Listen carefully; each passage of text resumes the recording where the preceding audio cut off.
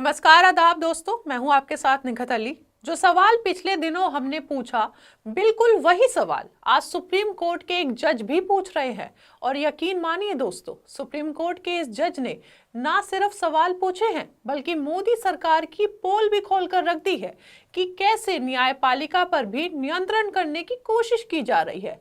दोस्तों, पिछले दिनों एक खबर बहुत चर्चा में थी, जहां यूपी पुलिस के अनुज चौधरी पर जज ने एफआईआर का आदेश दिया था और फिर 4 दिनों के अंदर ही उस जज का तबादला कर दिया गया। और आज जजों के इसी तबादले पर सुप्रीम कोर्ट के ही एक जज मोदी सरकार पर भड़क पड़े और ऐसी ऐसी बातें कही जो आपको जाननी चाहिए।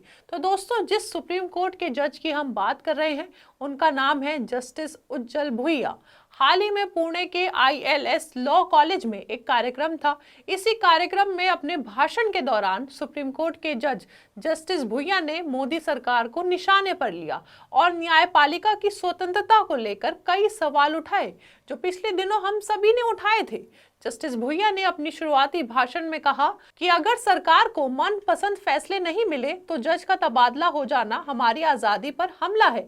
दोस्तों, आज 26 जनवरी है, वही तारीख जब भारत ने खुद से एक वादा किया था कि देश में संविधान का शासन होगा।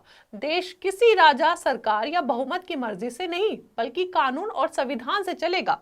लेकिन आज 77 साल बाद भी सुप्रीम कोर्ट के जज जस्टिस भुइया ये कहने पर मजबूर हो गए हैं कि सरकार के किसी दबाव या डर में आकर जज को फैसला नहीं देना चाहिए बल्कि संविधान के मुताबिक फैसला देना चाहिए। और ये सब जस्टिस भुइया पिछले दिनों हुए तबादलों को देखकर कह रहे थे।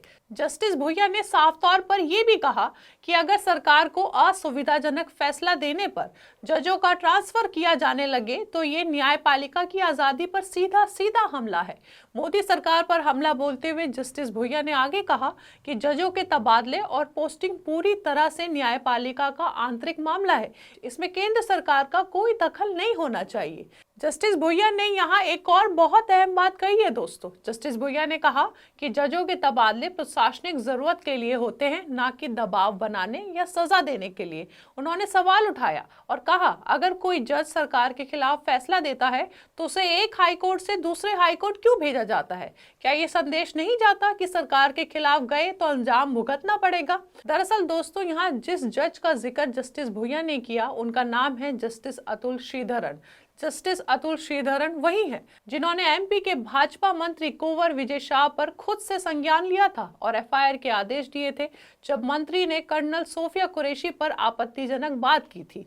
इसके बाद मालूम पड़ा कि केंद्र सरकार के अनुरोध पर जस्टिस अतुल श्रीधरन का इलाहाबाद हाईकोर्ट में ट्रांसफर कर दिया गया था। और इसी ट्रांसफर पर सवाल उठाते हुए जस्टिस भुइया ने कहा, अगर कॉलेजियम खुद मान ले कि उसने सरकार के अनुरोध पर फैसला बदला तो क्या ये सरकार का न्यायपालिका में सीधा सीधा दखल नहीं है? दोस्तों, यहाँ जस्टिस भुइया का साफ मतलब ये था कि क्या जज अब ये सोचने पर मजबूर होंगे कि फैसला देने से पहले सरकार नाराज तो नहीं हो जाएगी? क्या उन्हें इसकी कीमत अपने तबादले में चुकानी पड़ेगी?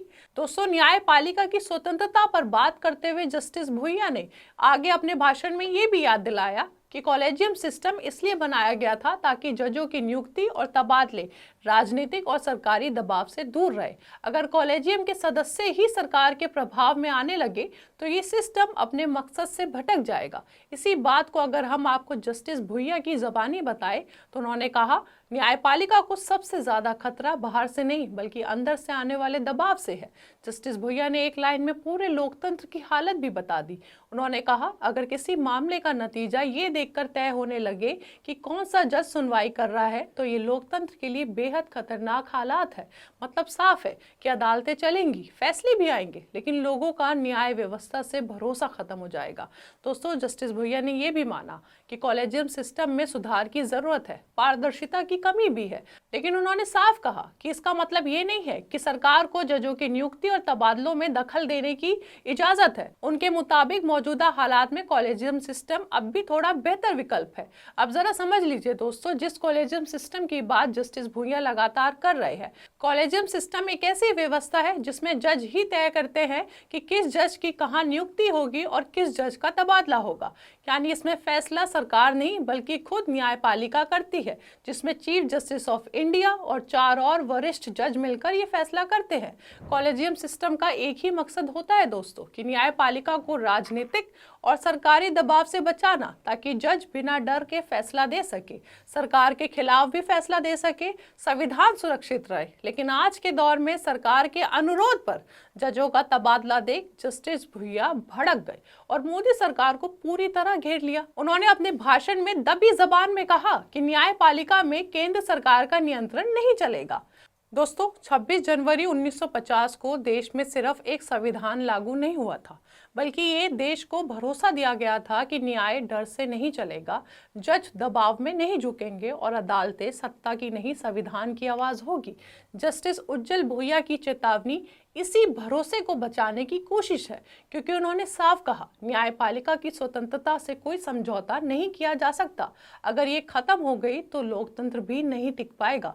दोस्तों, जस्टिस भुइयां की बात हमें यही रोककर सोचने पर मजबूर करती है। अगर एक जज संविधान और कानून के मुताबिक ऐसा फैसला देता है जो सरकार को असहज कर दे, तो क्या उसका जवाब तबादले की शक्ल में आएगा?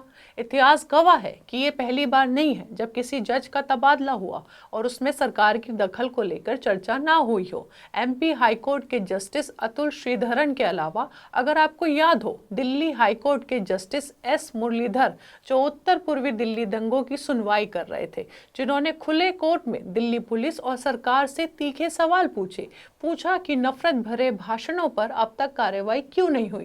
तो आप जानते हैं क्या हुआ? उसी रात उनका तबादला कर दिया गया। और संभल के जज का हाल ही में हुआ ट्रांसफर तो सभी को ही याद होगा।